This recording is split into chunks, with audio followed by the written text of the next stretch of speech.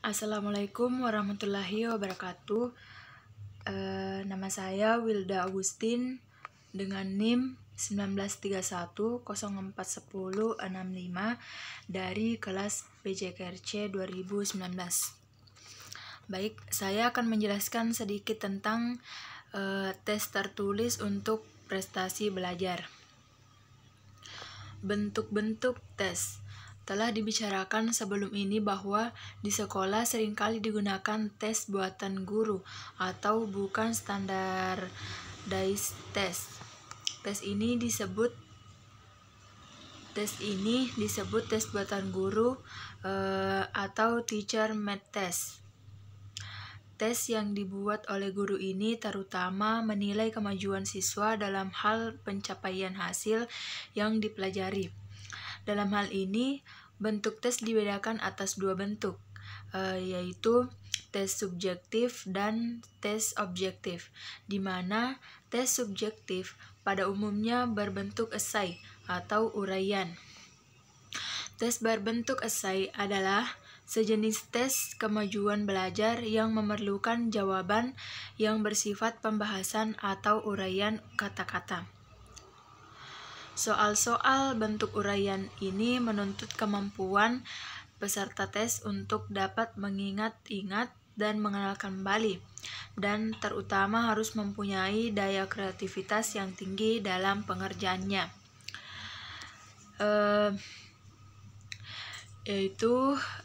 Terdapat kelebihan tes subjektif dan kelemahan subjektif, di mana kelemahan subjektif mudah disiapkan dan disusun, tidak memberi banyak kesempatan untuk berspekulasi atau untung-untungan, mendorong siswa untuk berani mengemukakan pendapat serta menyusun dalam bentuk kalimat yang bagus. Dan yang keempat, memberi kesempatan kepada siswa untuk mengutarakan maksudnya dengan gaya bahasa dan caranya sendiri.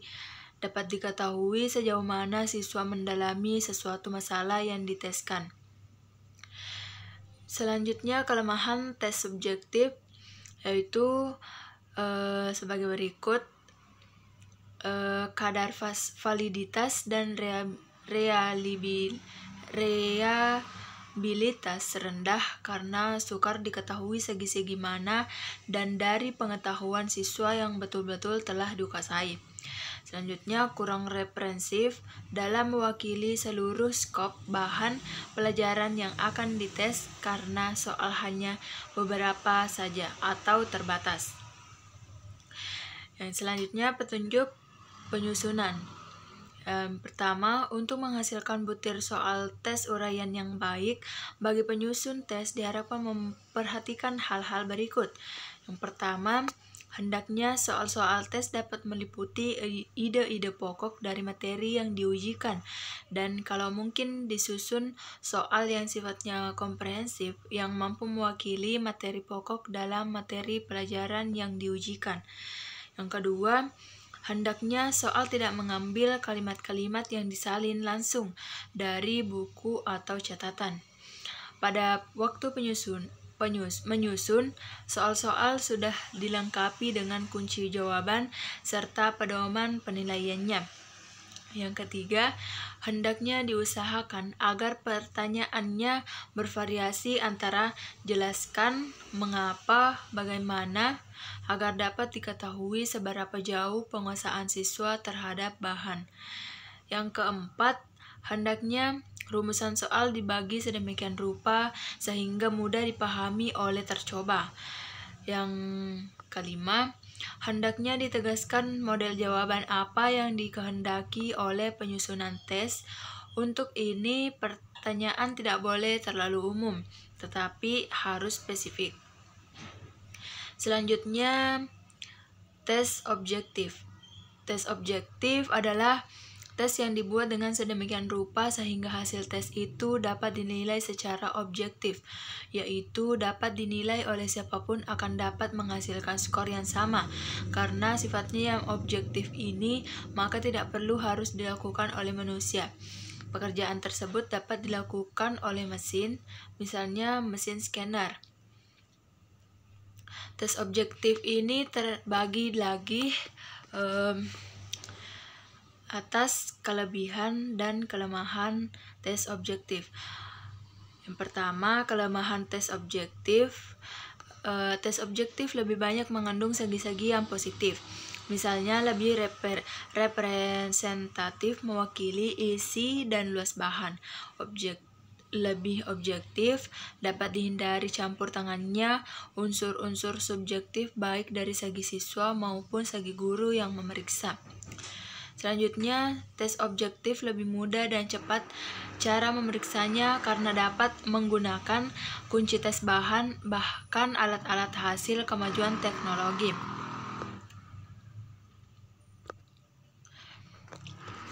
Dalam pemeriksaannya dapat diserahkan kepada orang lain.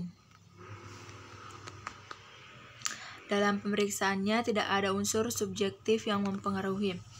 Selanjutnya, kelemahan tes objektif, yaitu membutuhkan persiapan yang lebih sulit daripada tes esai karena butir soal atau tes item tesnya banyak dan harus diteliti untuk menghindari kelemahan-kelemahan yang lain. Kedua, butir-butir soal cenderung hanya mengungkap ingatan dan pengenalan kembali atau recalling saja, dan sukar untuk mengukur kemampuan berpikir yang tinggi seperti sintesis maupun kreativitas.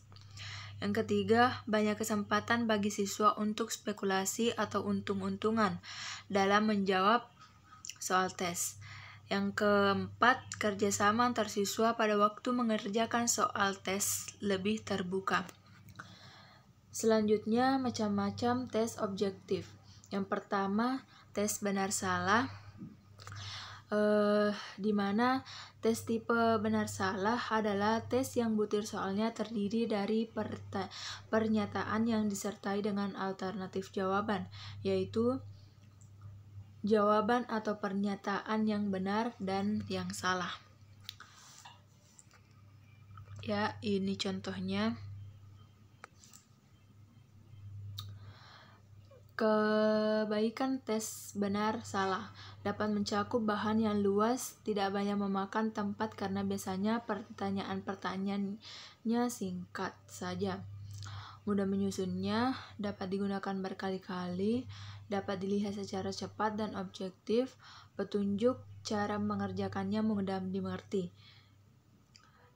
Keburukan tes benar salah sering membingungkan, mudah ditebak atau diduga, banyak masalah yang tidak dapat dinyatakan hanya dengan dua kemungkinan benar atau salah, hanya dapat mengungkap daya ingatan dan pengenalan kembali. Selanjutnya, petunjuk penyusunan. Tulislah huruf B sampai S pada permulaan masing-masing item dan dengan maksud untuk mempermudah mengerjakan dan nilai. Terima kasih. Itulah tadi penjelasan singkat dari saya. Assalamualaikum warahmatullahi wabarakatuh.